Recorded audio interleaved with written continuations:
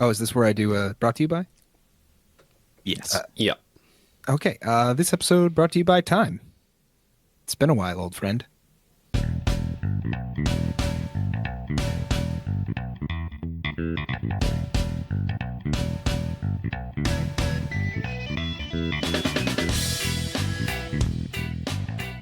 This is Hot Drop, where we bring you premier gaming analysis and triumphant return to forum drops. I'm Dano. Oh, shit, I'm Cody. And I'm John.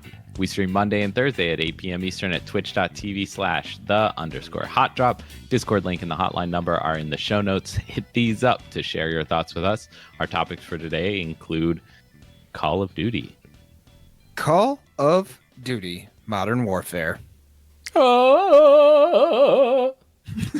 That's the sound Duty makes when it calls you. Yeah, my wife keeps calling it Call to War. War is calling. It's kind of the same thing in her Yeah. defense. Yeah. Yeah, War is calling. And then she keeps calling me War Candle because I told her I was burning it at both ends. And then she said, they call me War Candle now. You should make your name be War Candle instead of Lord Beardface. The beard face on Call of Duty. Adam. Don't Yeah. at me, bro. At me, bro. I'm pretty excited. I know this isn't PUBG, and a lot of you only listen to us because it's PUBG, but there wasn't enough development for so long on PUBG, and we felt we weren't putting out good content. And so right now we're going to try and do a few episodes of Modern Warfare and see how you guys like it, because I know a ton of you in the community are playing. We've been playing a lot with Charlie and Bedford. We invited some more people in, too. We've been gaining a lot of new members. So hang with us. This should be a lot of fun. We're really excited about this game. There's many hours so far of playing, and I think it's the best the best Call of Duty game that they put out in a very, very long time. Yeah, and I think that one of the biggest reasons is just because of the crossplay. That's why we're excited about it. That's why the community is excited about it. We can finally have game nights with PS4 and Xbox people and PC players all in the same room, which is really, really cool. Out of the few weeks that this has been out, I've only had trouble finding people to play with one time. Yeah. And it was because it was 1 a.m. Yeah. Still got those time zone issues. Yep. Always. Yeah. 1 o'clock is like the worst possible time for anybody who's in the UK because they're just getting up and going to work. I'm up too late to play with anybody, and then the West Coast people are pretty much saying, no, I need to go to bed. Yep. Yeah. Yep. Terrible timing. It's like 4 a.m. is like a time that you just never want to see, ever. I firmly believe that 4 a.m. is just not a time that anyone should be awake because it's way too late. You should have gone to bed, and it's way too early to get up. I think The Rock and Mark Wahlberg get up at 4 a.m. See, that's why they are grinding and doing so much better things with their lives than I am, because they're getting up at 4 a.m. Truth. It's a secret to success. Must be. At least you're putting out a new episode of the podcast. Hey, only 6 months Hey! later. Welcome back. We're doing back, it. boys. I think I need to say something quick about PUBG, though. Like, they have put out a decent amount of content. I think they have done a pretty good job sticking to the vision and the formula of that game that they've wanted to create. But I think for me, the reason why I personally dropped off was just because I wasn't having as much fun playing it. That's really all it is. And that's kind of all I wanted to say. Like, it's a great game. I love it. I will always love it. I'm looking to buy an Erangel art print for Christmas for myself because I love it that much. Always have a special place in my heart. But I just like all of you and probably, you know, a lot of us in the Discord, we just kind of got sick of it and kind of moved on to something new. So this is our something new. Quick tangent. Do y'all do Christmas lists for your family? Like, do you give like specific links to things that you want? Yes. Or are you just more like, So- I kind of want a thing to help me with, I don't know, yard work or something, and that's it. So we started doing at elfster.com, friend of the show, by the way, which is like a Secret Santa Go to website. Elfster and use the promo code HOTDROP for 0% off your purchase. And you just put links to what you want on that. And so we draw our names in person, but then we have our wish lists there so people know what to get. Because it gets harder as you get older and move away and you don't know what people need or what they want. So yes, to answer your question. I only buy for my family and then my dad. So, no. Like I say, hey, Dad, what do you want for Christmas? He says nothing. And then I text my stepmom and she says, get this. And then I buy that. And he goes, "Oh, cool, thanks." And then he asked me what I want for Christmas, and I tell him, and then he goes, "Here it is." And I say, "Cool, thanks." Oh, Yep, that's cute. Were you going somewhere with that? Like, do you want people to buy us gifts, or you mentioned the Christmas print that you were going to buy yourself? Oh, that, so I was yeah. wondering if that meant that you don't have like a master list that you send to people, if you just mostly kind of say like, "Give me whatever," and then buy yourself what you actually want. Yeah, I still buy myself what I want. I see. But some things are just better off being gifts, so I ask for those things. Yeah. Anyway, how do we want to start? Where do you want to go with this, guys? I'm not sure. Freaking fun game, though. I can say that right off the bat. I think we can just say that like we have played this quite a bit over the last 2-3 weeks, something like that. I got back and y'all were playing Call of Duty, and I was like, ugh, I don't want to get into this. But it looked so much fun, and there was crossplay, and I'd not played with anybody on Xbox because I never owned one. So I was super excited to be able to jump in and play with those people right away. We started out, we didn't play multiplayer. We started with Spec Ops, which was kind of like a fun, tactical, difficult set of missions that got us into the game. They looked super fun. And then we played with some other people and we beat the Spec Ops missions, and that led us into multiplayer. Yeah, I haven't even touched the campaign. Same. I have a bit. Which I hear is pretty cool, actually. So pretty fun. I've never really played multiplayer games. The last time I did that was 10 years ago, almost to the day. Wow. Playing with Dan and Kyle. True. True. And then I hadn't Friend of the show. touched a Call of Duty game since then. But I really needed something to get into, and as we all know, I completely suck at PUBG, and I don't suck at this game. No, you're great. It feels really, really good to find a game that I'm just doing work all the time. Like, I just get into a zone, whether or not that means I shoot my friends. It's not my problem. Confirmed. If it moves, I shoot. Okay? If it That's moves, the rules. I shoot. And it's not my fault that we're playing hardcore. It's just, trick of the trade. If you want to do well, you got to shoot your friends in the face sometimes. Cody runs around the map yelling that all game, if you've ever played it. And he does well. But I think we were talking about this last night a little bit after we got off, that I think PUBG, as slow as it is, taught you some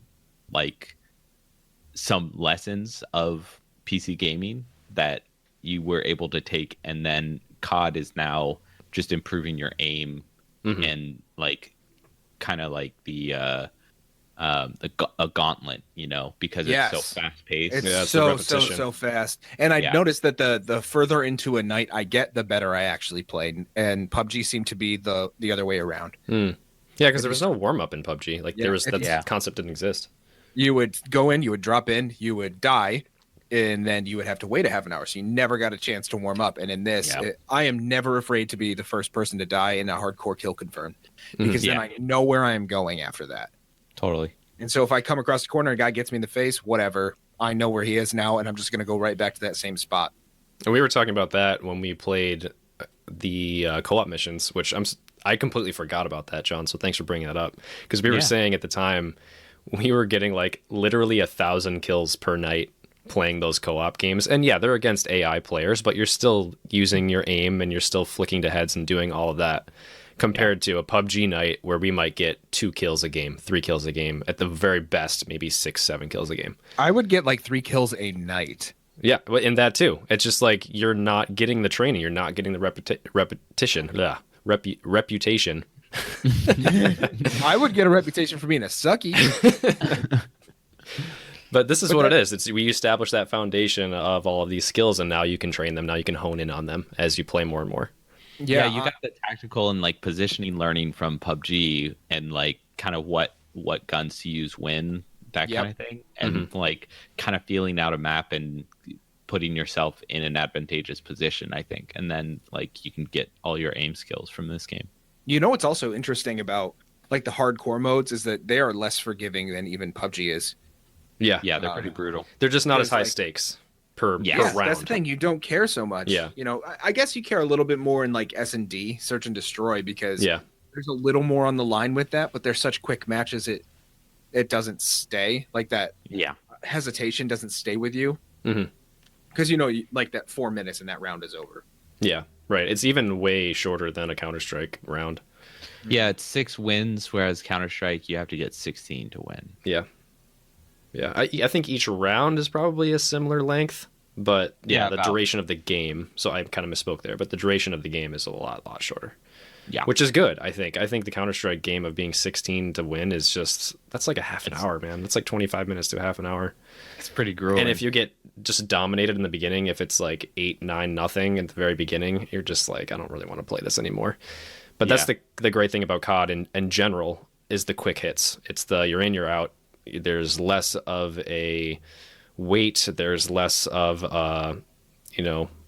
just overall feeling of you need to just stay in and grind. It's just I think you got the point. It's easy to get in and out. I think that's the key, and you find games really quick too. Yeah, I will say I think the good thing about having kind of those longer games in Counter-Strike is you have the potential for comebacks and those awesome feelings where you get stomped early on and then you realize what the other team is doing. You have a good amount of time to figure out what their strategy is. There's and more if you strategy can in come general. up with the right playbook, the right play in the book to like counter that strategy, you can come out on top from like a huge devastating first half, and that is some of the best. It just feels so good to have that happen. Might counter their strike, perhaps. Is that something I can say? What? No. Counter their strike? No. Okay. What? No. Get the hell out of here. So now let's talk about our first impressions for this game. And in this series of episodes that we'll do on this, we're going to dive deeper into some different topics. But let's start off. What is your first impression of the weapons and what's your favorite loadout? John, you want to go first? Ooh, this is tough for me because I've been switching around a lot.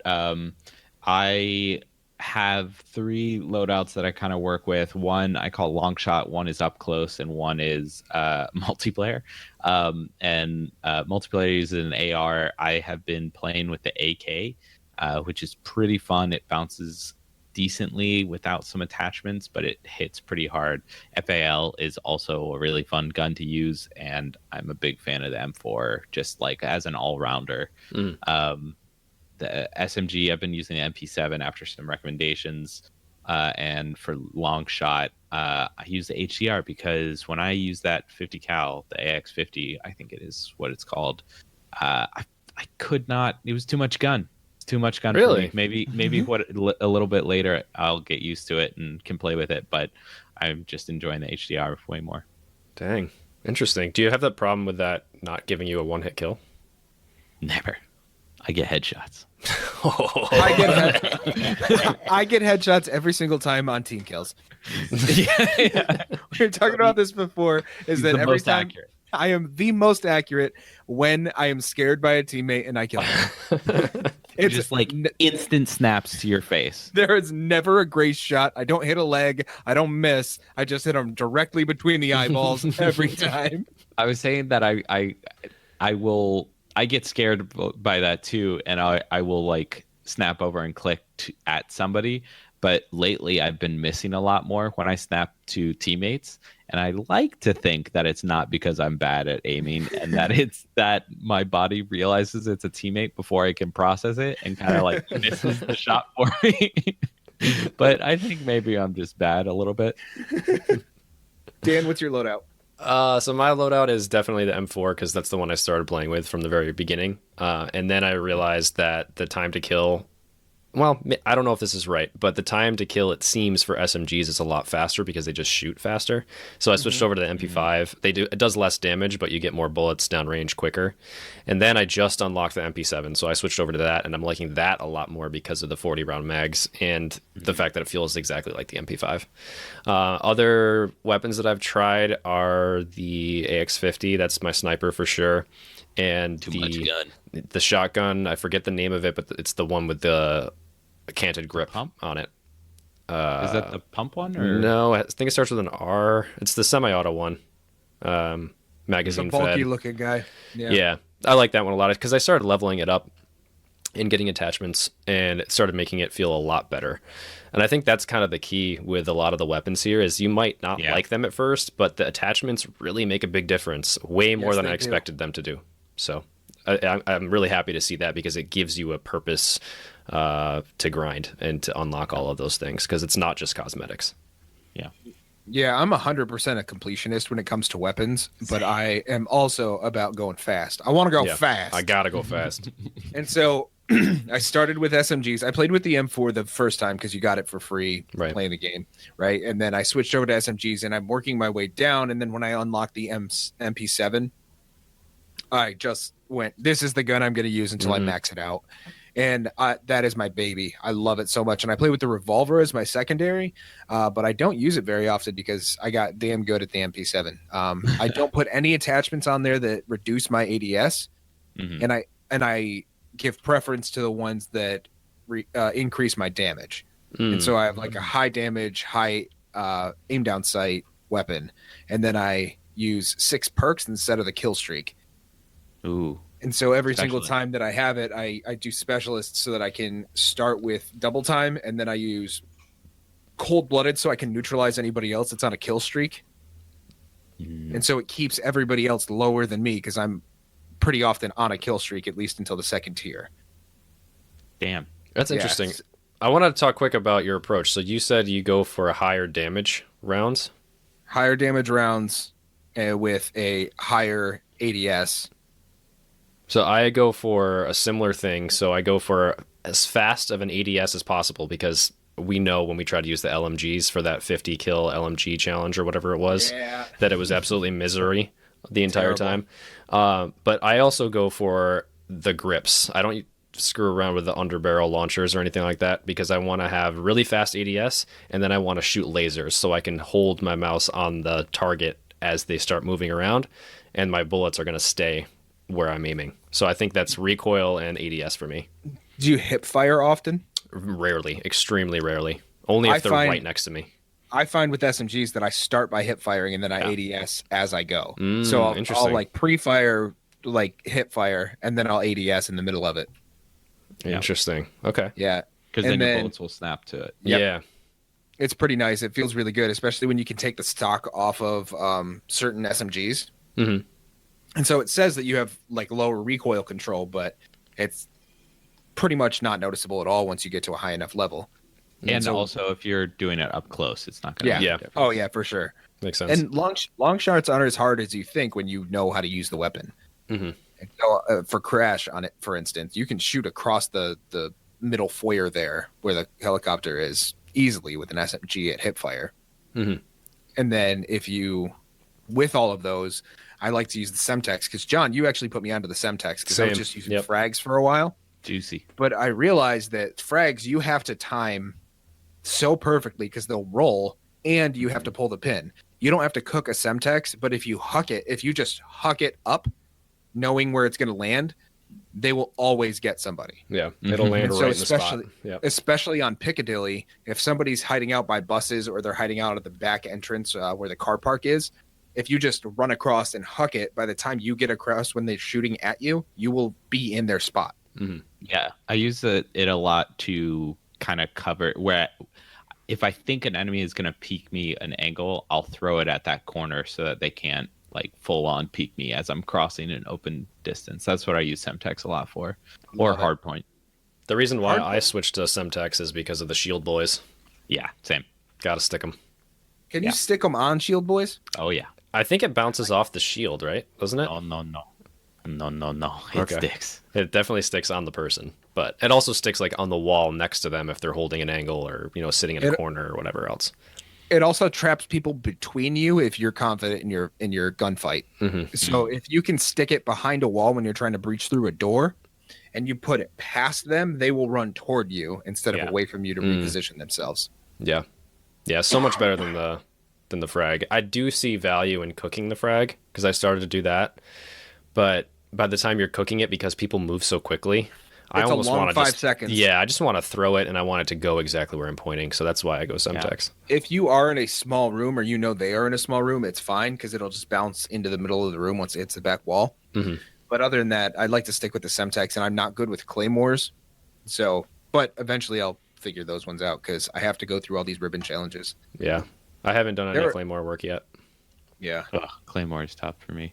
Claymore, I don't think I've gotten a single kill with yet because the placement of those, some people are amazing at figuring out where to place those. I don't know the maps well enough for that. Yeah. Except obviously search and destroy. That's an easy spot. And the way that I play, I'm never staying in a room or I'm never staying around a corner. I don't post up anywhere. I just keep moving. Mm-hmm. Yeah. And so like if I die, my Claymore goes away automatically. It doesn't matter to me, But some of the maps have really good spots for it and some don't, which brings me to our next point. Hey, first impressions, favorite maps, and then after we go through all this, we'll talk about the shitty things. First impressions overall of the game. Map. Ooh. So we've played mostly search and destroy, kill confirmed, and hardpoint. So hardpoint I think is my favorite game mode. Search and destroy is a lot of fun, obviously because of my Counter-Strike background. Kill confirmed is a lot of fun because it's a nice twist on a classic deathmatch style game. But I find myself, if I play a lot of kill confirmed and then I switch to a different game mode, I just start sprinting towards my dead enemies. I kill a guy and I run to his body and I'm thinking, why am I doing this? And then I'm getting mowed down. As I'm falling to the ground, I'm thinking, why did I run to this dead body? Because I have to get the tag. No. And there's no tag and it's just really sad all around. But as far as specific maps, Piccadilly I think is one of the hardest. There's so many angles. I used to hate it, and it is growing on me as well. Shoot House, also extremely difficult. I know that's not a search and destroy or a hardpoint map that I can remember. It's on search and destroy. It is search and destroy? Okay. But I don't think it's a hardpoint, and it's very difficult. I had a lot of trouble with that one because it's a pretty unique layout where you can use SMGs and shotguns really well, but at the same time you've got the long angles on the sides and in the middle where you can snipe down.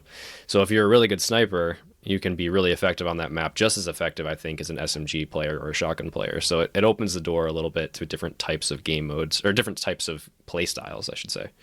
I think ARs kind of fall flat a little bit on that map. I think ARs fall flat on a lot of maps, to be honest. They don't seem like they do any one thing good enough. Like SMGs are really good, quick ADS, a lot of bullets downrange. Sniper rifles, obviously the superpower of those, and then the shotguns do really well up close. But then you have the AR that's kind of in the middle, where you'd think it would just do really well all aroround, but it just doesn't do one thing very well. Because I tried to put the opposite of how PUBG did it. That is exactly, yeah. Because PUBG was like AR everything, AR all day. Nobody ever wanted to use SMGs, and in shotguns, nobody picked them up unless it was the early game. Yeah, and my difficulty with the M4, just my last point here before. Sorry, John. Is when I try to use the optic that's like the flip sight. So you can do like, what is it, 3x, 1x or something like that with the holographic. Yeah. I found that it's really hard to shoot guys with the with 3x or whatever the higher magnification lens is, because I'm just bouncing so much with the AR. I have trouble keeping it on target. And I have the foregrip attached and I have like perks for recoil, but it's still is giving me a hard time. So I'd rather have an SMG get close to them or have a sniper rifle and stay back rather than use an AR at this weird mid-range area. That's my opinion. I disagree. Well, I think the cool thing that they've done is they've incentivized certain play styles with the different weapon types very well. I think being an up-close shotgunner or SMG player is easy. You just have to know how to get around the maps, get behind people.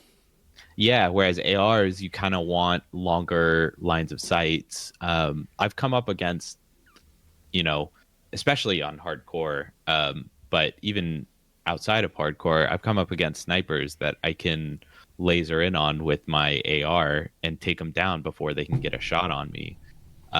Especially if somebody calls them out early or I see the glint and they haven't really seen me yet. It's just like, I feel like there is a place for all the weapons and it's just based on how you play the maps. Like Cody, you said you run around the maps a lot. I do that too with the AR, but I do tend to like try and gravitate towards those longer lines of sight so that I can grab an angle on somebody and burn them down pretty quick. I think headshots are super, super important with the AR, especially on non-hardcore versions because of the time to kill. It's like 5 chest bullets or something like that. So you really need to do like 2 chest bullets and then a headshot to get them quick enough that to outperform other weapons. So what was your favorite map? I was just gonna say because I'm looking through the maps. I can't think of the names of them. That's my problem. The one with the train yard that has that water area, that kind of like gun runner. I like that one a lot. It's really fun. Shoot house is growing on me a ton. I like the one. I used to hate the one that has the cave. It's like Azir, I think is the name of it. Yeah, I used to hate that one. I started love to like the it more. cave. Yeah, I love the cave. I don't like the outside. I kind of feel the same way. Yeah, it's tough because I feel like all the maps are pretty decent. It's just I need to play them enough to learn them. I like maps with simple layouts, with that kind of circular Counter-Strike layout. You know what I'm talking about? Whether you have a lane on the left side, a lane on the right side, and then a lane down the middle, and not a lot of verticality. And not a lot of cheap points where it's like, okay, 2 or 3 entrances to this one main area. Like if it's a bomb site, I like knowing where people are going to come from. And it seems like some of the maps have a lot of ways to get behind people, which is great if you can use that to your advantage, especially with Dead Silence as a extremely overpowered perk. But I don't know. I think it's just down to spending enough time to learn them, to understand how people play them. At the same time, understanding that a lot of people don't use strategy a lot. A lot of people are just running around randomly. There's not a whole lot of team play unless we go against set groups of people with all the same clan tag. I was going to say that when we were playing in a full group, what I love most about my own strategy is that you guys, like, there are usually like 3 or 4 of you who are on one specific thing, and I will every single time go the opposite direction so that I can come up behind people. Yeah, every single time, especially on St. Petrograd, because everyone seems to cluster around like the restaurant or the shipping, the loading dock area, and nobody uses like the in-between buildings. Like the stairs up and down on both sides. And so I'll go up and down when I know you guys are behind me to go and circle around. And usually I'll end up hitting a spawn point. But if you get caught out by the trains or the buses, it's terrible. Whatever they are. Trams, yeah. And then Shoot Houses and Ramaza are 2 of my favorite maps. I love them. Ramaza is a lot of fun. And it's a pretty decent sized map with a lot of different ups and downs and arounds. So you can get kind of caught out from everywhere. Piccadilly's growing on me, though. The more we play it, it's so big. Yeah, I think that's it's very game mode specific for me because I like Ramaza, I like Gunrunner in general, like probably the most for all game modes. Gunrunner's great. Gunrunner's really fun. I think that's my top. I can't remember the one of the really big one that has the big open field with the trenches where we play Hardpoint. Yeah. It's like the busted town. I know exactly what you're talking about. It's got the trenches on the right side, and then the kind of like the monument looking. That's not a monument. That's a different map. Yeah, that's a different one. But yeah, that's off to one side of the map, and the rest is just kind of burned out village. Yeah. Is it Grozna? Yeah, I think that's right. Raid? So one, there's actually 2 maps that are kind of similar. One is like the kind of like Arklov Peak. It's Arklov Peak. So one of them has like the cemetery, and that's not the one I'm talking about. But that's also big.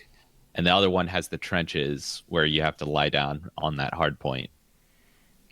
Arklov Peak has the, according to Google Images, that's the one that has the cemetery. Oh yeah, with the big windmill. Yeah. Yeah, I don't like that map actually. No, I don't like that one either. I know what one you're talking about, John. Yeah. So both of those are kind of hard in Hardpoint because of the way how big the map is. They're pretty fun. It takes so long to run across the map. Yes. But yeah, when the Hardpoint moves across the map, it takes so long if you're at the one and you need to stay on You're it. always respawning between 70 Yep. and 90 meters away. Exactly. Yeah. Yep. And there was one time I remember specifically on that map, Yeah. the Arklov Peak, where I spawned in, or no, in fact, it was the hardpoint was moving, and I just picked a direction. I'm like, I'll just run this way, thinking it might be this direction next. And I was like 120 meters away. And by the time I got there, it's like 40 seconds remaining into the hardpoint, and I was completely useless. Yeah, it can take so long to run across those maps. You really need to memorize the order for each of those maps, which is kind of a cool thing, but it also can be really frustrating when you just want to, a little bit easier. I think the other maps are more conducive to those hardpoint things. Yeah. I think they're still fun maps. They've got cool angles and cool ways to go to them. I think Krasnya or whatever, I think that one is a little bit weaker. Or no. Yeah, better. It's the Arklov that I think is slightly weaker. But I Shoot House is just a fun time. Yeah. I know the game's going to be over quickly, basically, because you can't avoid people. Right. The interesting thing on that map, I think, is on certain game modes, if there's no like kind of cost of death, if people just respawn right away, even for kill confirmed, you get bum rushed all the time. All the time. As a sniper, it's really hard to just sit there and snipe against an aggressive team. So you have to kind of adjust based on who you're playing against. I'm not sure I would ever pick up a sniper, ever. I don't like it. It's not I like to try and destroy the snipers, so I'll be sneaky and kill all those people with the line of sight. It's so satisfying taking out enemy snipers. And they do a lot of weird things. This is the first game I've ever played where you have that big giant light on the sniper rifle weapon. Yeah, you notice that? Like, I get that. Like, I understand why they would do that to try to balance it out a little bit, especially if it's a one-hit kill on pretty much anything. There are some AR scopes that do the same thing. Oh, really? Okay, yeah, because I just really don't like that. If I'm the one using it, I love it if I'm going against someone with it, obviously. I think, I mean, it makes sense, especially when you introduce those bigger maps and the bigger game modes like Ground War. It's like you could be sniped from somewhere and just never see it. Like, it would be so frustrating. But when you see that glint, I always think, yeah, they got me. Yeah. Oh, yeah. I'm already dead. That's the thing, is also the character models are super camouflaged. And I think the fact that people run around so much is negative. Like, that's a detriment to staying alive, because if you just stayed in one spot, because of how quickly people move around the map, you can just be completely unnoticed if you just stand in a corner. So that's the thing I don't like about Crash. I forgot I was gonna bring this up, but Crash, I find it very difficult to see people, and it has that verticality that you were talking about. It's an older map. I don't know it really, so I mean, part of it is me learning the map, but I find it very difficult to see people on that map and to like know where I'm being shot from. Yeah, especially because some of them are 3-story buildings. Yeah. You can get up and around things differently than other maps, and so there are like 5 or 6 choke points that somebody could see you from 3 different directions, and it makes it difficult. But that's also why I like it, because you have to be a little bit smarter. But I also probably kill more teammates on that map than any other map. So, what's the map? No apologies. You move, I shoot. What's the map that is set in like a Middle Eastern setting? There's like little square courtyards with weapon caches that you can bomb. There's like a really long alleyway that leads to a half circle arch that you can shoot through. It's very mostly tan and brown. Oh God, I can't think of the name of this map. Game? Yeah, it's awful. Is it Ramaza? No. Yeah, it's probably Ramaza. Modern Warfare. Type in Ramaza. I think that's what you're looking for.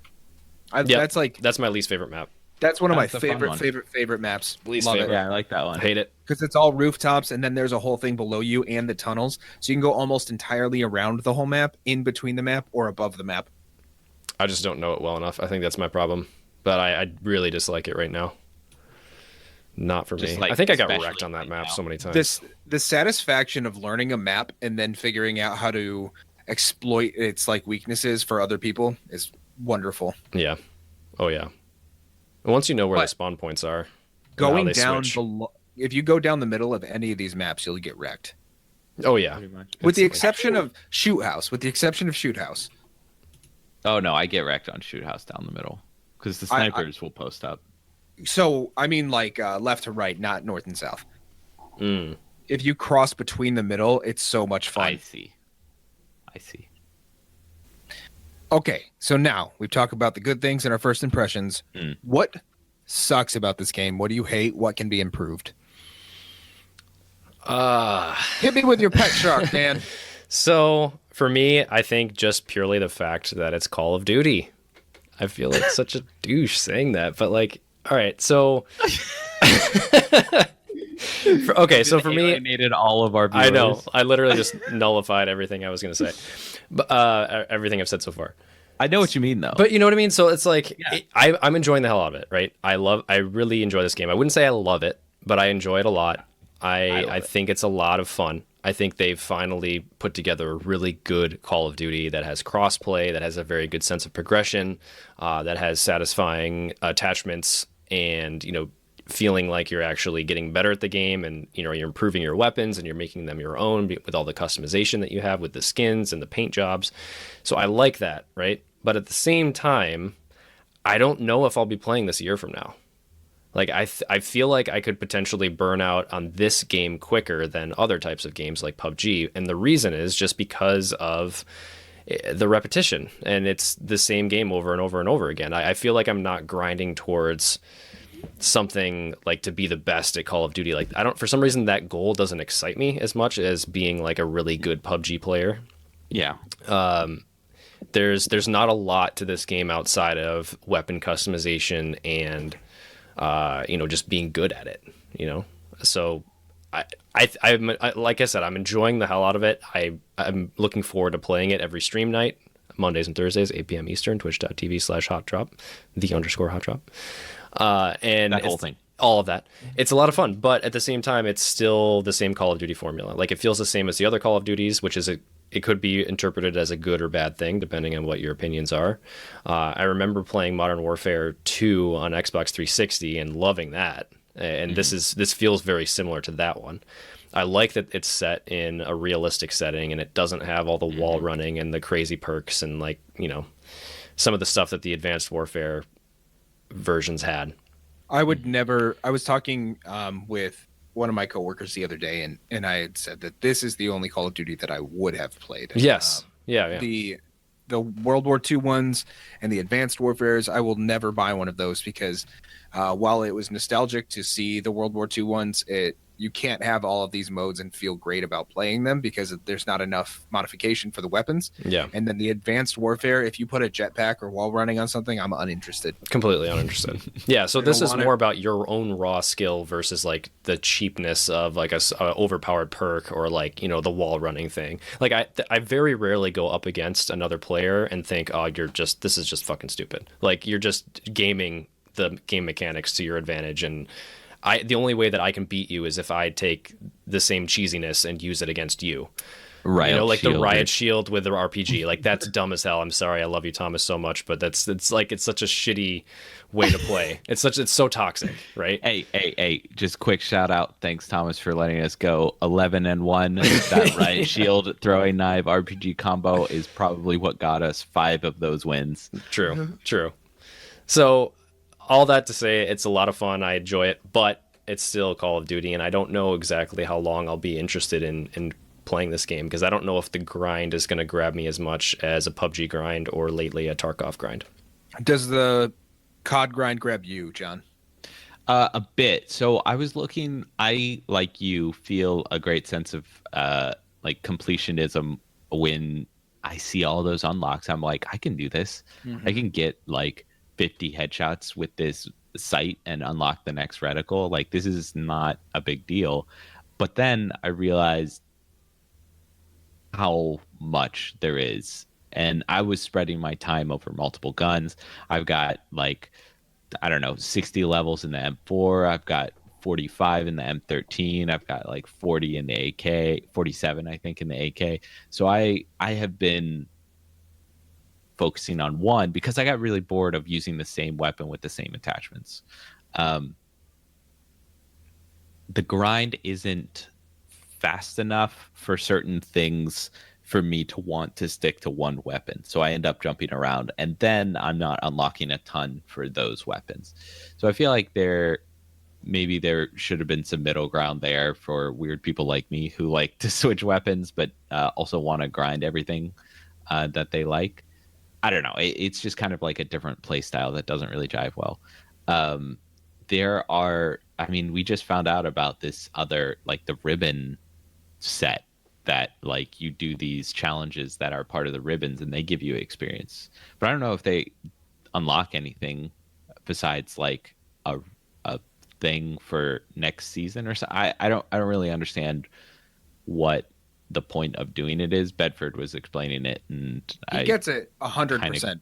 Like I saw the ribbons, but that was it. Yeah, when that completionist thing, I'm honestly super caught up in grinding and like getting levels, because there are like 3 or 4 different ways that you can rank up in different things. So you have your normal daily missions, you have like the mission and challenges unlocks, you have gun challenges, and you have your ribbons. And being able to see all of those and like put them all together and see how many I can get at once is what keeps me going.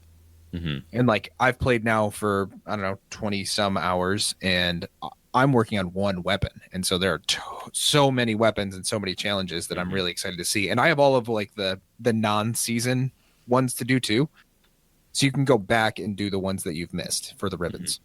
Oh, cool. And so like that gives me something to do, whereas I feel like there was nothing worthy of my time in PUBG to even try and rank up. Totally. Right. Oh, for sure. Yeah. With this, it gives me something to work at. Plus, you guys were good at other games and I am not. So like being able to jump in here and do well gives me something to work toward. Oh, totally. And that's not to say, I like the progression. I like having these things to work towards. I love the daily missions. I try and, get at least 2 of the 3. I got really mad yesterday because one of them was a 25 kill streak. Get 25. Wait, what was it? I can't remember, but it was annoying, and I'm not good with kill streaks. I usually get 1 or 2 kills and die. That's generally how I play. Yeah, same. So I was struggling working on this daily challenge, and that was kind of frustrating. But that's also why I want to log in today and see what the challenge is. Like, I want to know what the challenge is. I want to try and work on something else. Gives me like a reason to equip a new gun to like, shotgun kills. I hadn't done that until it popped up as a daily challenge. So shotgun I think kills are so hard. Yeah. Do you remember how frustrated I was the other night? Yeah. I was trying so hard. I think I took like 3,000 shots just to get my 100 kills or something like that. It was terrible. Oh my goodness. Yeah. I don't know if that was really the number, but it was bad. It wasn't good. Yeah. But that was early on. But what you're saying about that is like, I feel like if I try to do the shotgun and a map that doesn't, work for it, I'm letting the team down. Because that's also, we're only playing a certain amount of modes. Exactly. Too, so if you want to play the other modes, which I'm down for, I don't even know how many modes there are. There's a ton. And there are more maps that we haven't even seen because we haven't been playing these other modes. They came out with 2 other maps that we haven't even had a chance to play on. That's true. Yeah. Because we haven't played those modes. There's just a lot, and it's overwhelming. That's part of it, is like there's so much progression that I'm like, I can't start anywhere, therefore I won't do anything. But I think I've gotten past that, and I'm just like focusing on the things that I want to do. I've got a site that I'm like, I like this one. I'll try and rank up the reticle on this and get a cool one. And like, I've got a couple of guns that I'm working on. The thing that you mentioned about shotguns, like you don't want to hurt the team. It's like, in some, it's like if we're playing kill confirm, I don't really care. I'll just do whatever my daily mission is. That doesn't matter too much to me. Yeah. It's just practicing with that weapon type.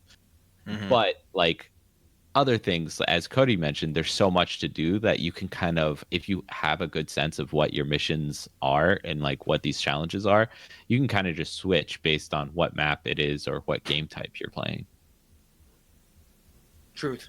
Well said. But I think the thing that's frustrating for me, I've had some weird sound bugs where like I will disable my audio, my microphone, and then I won't be able to get it back on for people, and I have to like restart the game and stuff like that. I had a lot of those bugs early. I don't know if it's been fixed in the last patch, but I feel like sound bugs in game are also a little bit of a problem. When you have the VTOLs going overhead or something like that, and you're in the middle of the map, it goes like, and it we doesn't had go that away. session where we had that session where it was like the jet engine noise was Ugh. in our games Yes, for like yep. 3 games in a row or something like that. It was awful, and those are the kinds of things that they need to, I think, patch a little sooner. Mm-hmm. But we're so used to almost no patches or half-ass patches with PUBG that I think that they've actually done a really good job of giving us a game that is pretty non-buggy for the most part. Yeah, especially for sure. when it comes to gameplay. Never once has something not worked the way it was supposed to work. Mm-hmm. Mm-hmm. Yeah, and fairly balanced overall. I mean, you still have those cheesy classes like the throwing knives and the riot shields and stuff like that. But overall, I think the weapons are fairly balanced. SMGs, ARs, sniper rifles. They've had a lot of years to work on this formula. Yeah. I think this is one of the best CODs, probably the best COD they've ever put out, in my opinion. It's truly a super fun time. I think maybe my biggest dislike actually is the crossplay needs work in terms of booting people and rematching with people and not being able to connect or invite only, and parties get wonky. Parties get super strange, and the in-game chat really needs work because they don't have Discord chat on Xbox or PC. They have the apps, but there's no chat apparently. Mm-hmm. And that becomes difficult when we have a community of 600 people and we want to get everybody together, but they can't chat unless we hop on Xbox Companion, which PlayStation people cannot do, and therefore you have to use game chat. And it's just a pain in the dick sometimes, to be honest. Yeah, and the matchmaking is a little wonky too. It keeps putting us with the same teams. We keep getting this one clan tag. I'm not going to say what it is, but we keep going up against these same people over and over and over again. Yeah, in many matches back to back to back, and so maybe that's just how it filters out the matchmaking, where if you're in a big group, it's going to try to find another big group to match you with. I guess that makes sense, but it just seems like we should be getting a lot of variety with our enemies that we're playing against.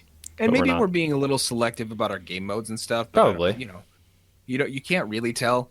But I get really, really annoyed when we get specific kinds of people in those matches, especially because you can talk to the other team before and after a match. So I didn't realize you could do that. I had my settings set to mute everyone except my team.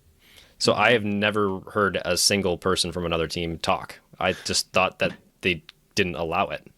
Well, Dan, keep it muted pretty much. If you would dust off that old favorite button of mine and maybe smash it, I have something to say. Wow. It's been a long, long time, and this feels right. I'd really like to talk about how dumb as hell that is.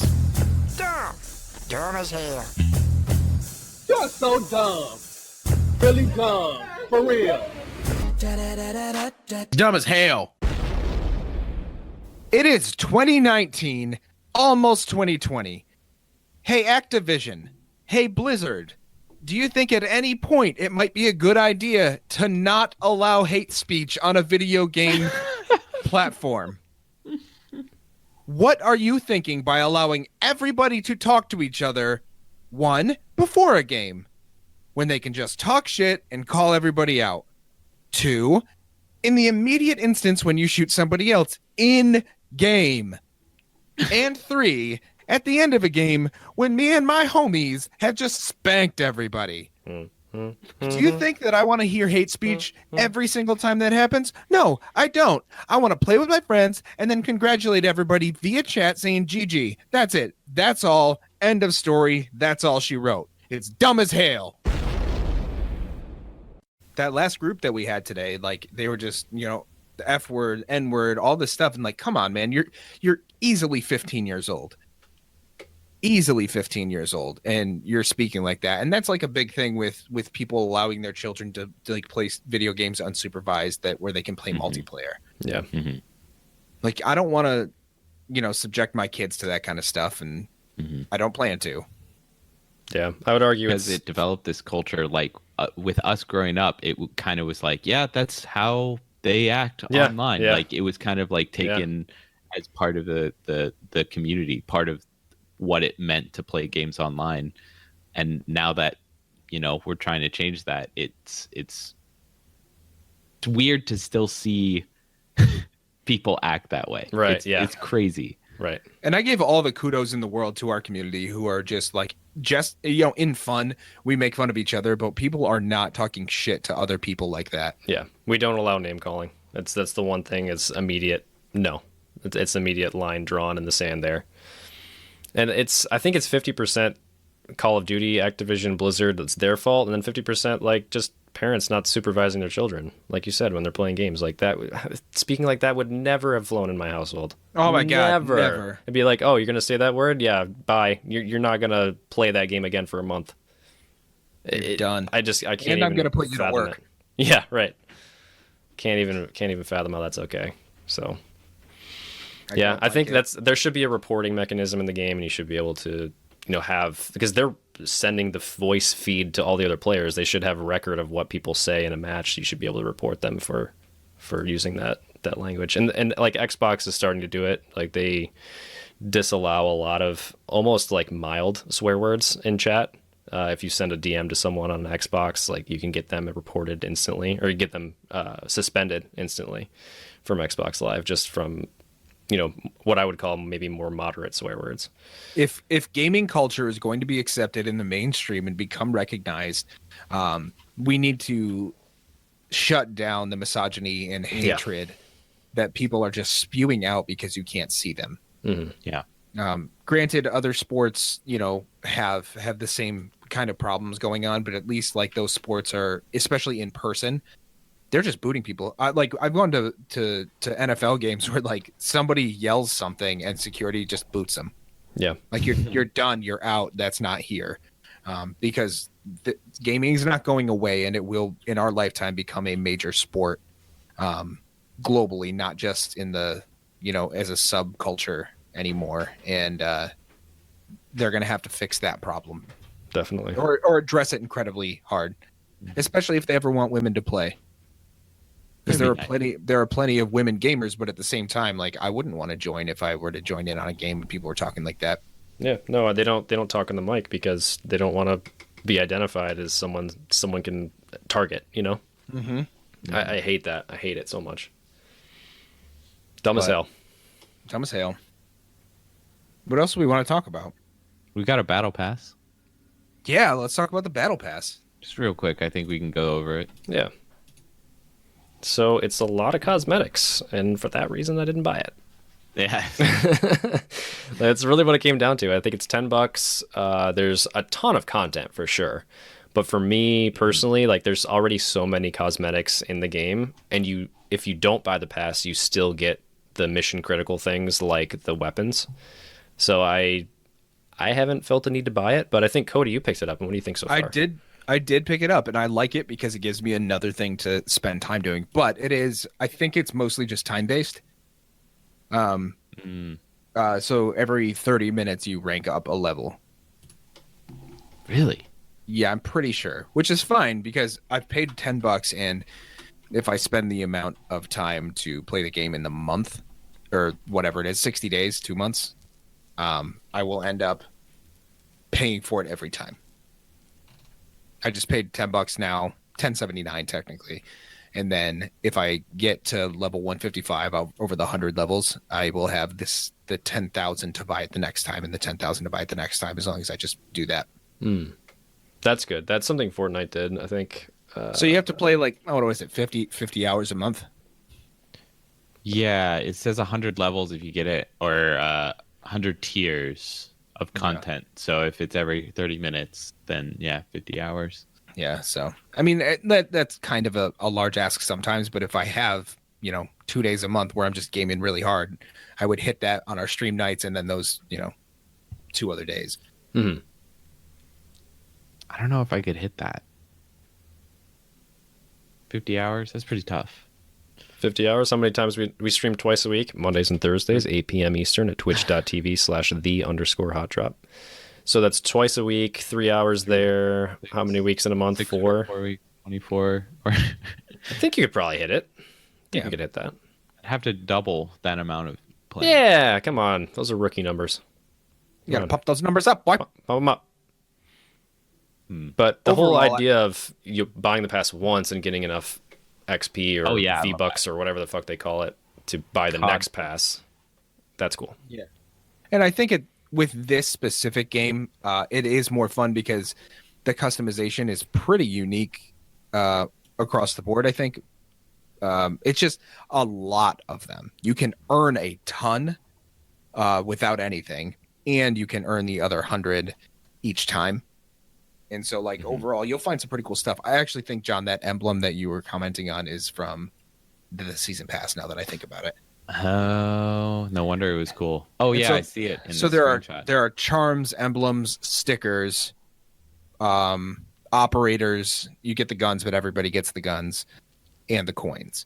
Yeah, you have to play to get the guns, though. It looks the only thing I don't like is they have like sprays and emotes that I'm never going to use. Yeah. But overall, I think that this game really kind of hit the nail on the head. And if it has legs, it has legs. And I think they should keep going on this and maybe just ask people to pay like $20 next year when it comes out and just do an update.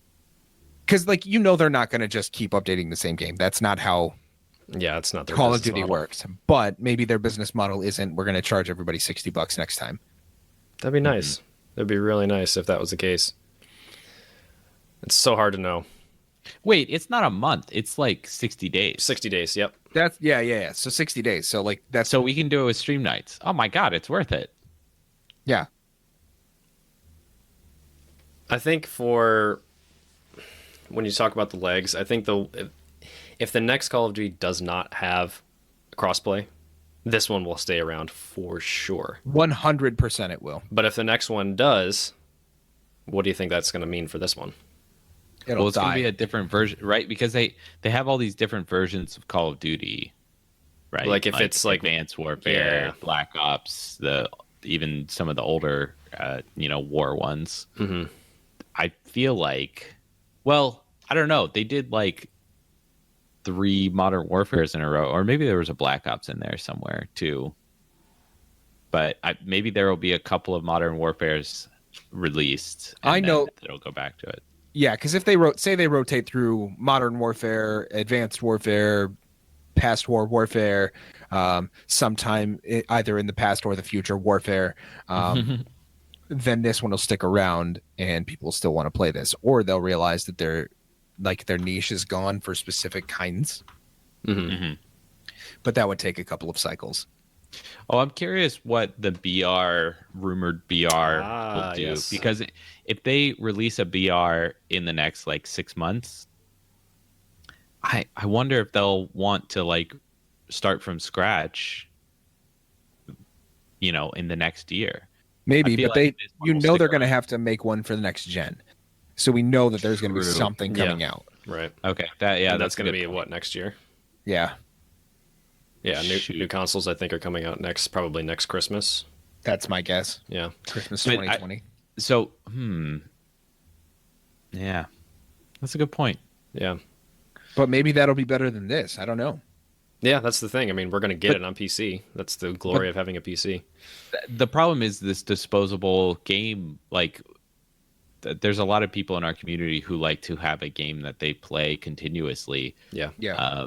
And a year is a pretty good time to play a game like consistently. We did that with PUBG pretty much. It was about a year. 2 years. Yeah. Was it 2 years? Yeah, I started the podcast in March of 2017. Yeah. Oh my goodness. I lost a year somewhere. So having at least a year for a game is pretty solid, but I don't know. It will be frustrating to see this game like go away after a year if we're still enjoying it so much. Yeah, right. Well, it won't go away for us necessarily. Like there's still servers up for older Call of Duty games. It just doesn't have the player base. Right. But I think it's probably a big enough franchise and enough people bought this that I think even with the next one coming out, there's still probably going to be people to play against. It'll just be people still play Warfare 2. Yeah. Yeah, right. Modern Warfare 2. Well, there was a remaster that came out that like kickstarted that one again. But like people really like the Modern Warfare series, like branch of Call of Duty. They really like the World War II one. I think the Advanced Warfare stuff, I think that one really never took off. And I could be completely wrong. I'm just talking off my ass because that's what I think.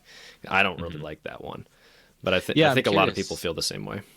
I'm curious we've got a lot of people who've played Call of Duty consistently, Charlie and Bedford and others that I'm forgetting at the moment, who have been consistent fans of Call of Duty. So I'm curious what they will think about our opinions coming off this podcast, because they've been a part of the community for so long, and I've been out of it for almost 10 years. I haven't played since Modern Warfare 2. Same. I didn't play the BR with y'all last year, so I didn't even play that. The only thing I've played is Nazi Zombies. We barely played the BR.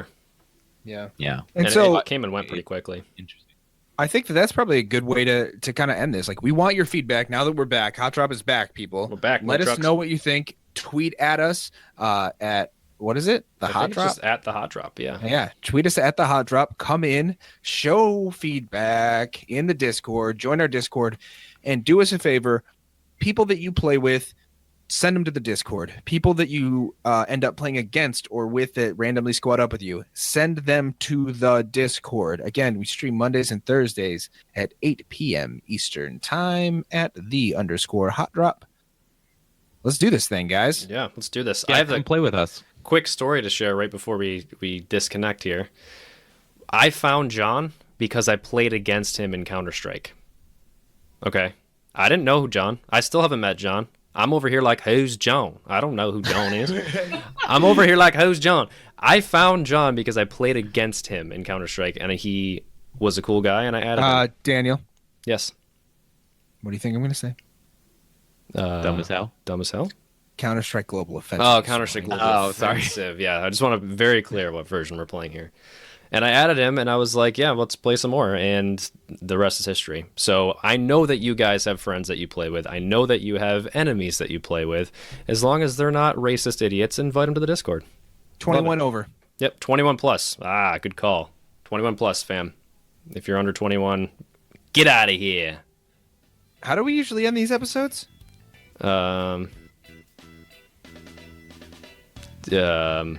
See you next week? I don't know. Bye. See ya. Love you. Say it back. Love you, say it back.